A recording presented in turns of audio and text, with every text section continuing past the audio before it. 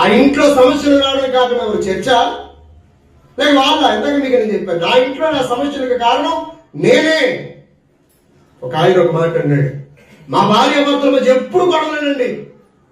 ఆయన ఏం చేశాడంటే పెద్ద ఆయన దగ్గరికి వెళ్ళి, మా ఆవిడ అసలు మంచిది కాదండి, మా ఆవిడ అసలు మంచిది కాదు, తన వల్ల ఇంట్లో గొడవలు, తన వల్ల ఇంట్లో సమస్యలు, ఆవిడ లేకపోతే నాకు మనశ్శాంతి ఉంటుందండి అని అంటే, ఆయన పక్కకు వచ్చి అంటున్నాడు, ఒకసారి ఆలోచించు, నీ తప్పేది లేదంటావా అని సైలెంట్ గా అట్టించాడు.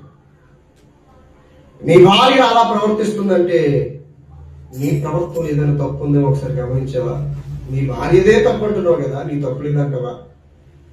రెండు చేతులు కలిస్తేనే శబ్దం వస్తుంది. నా ప్రియతముడు, నీ భార్య యొక్క ప్రవర్తన గయ్యారిలా మారి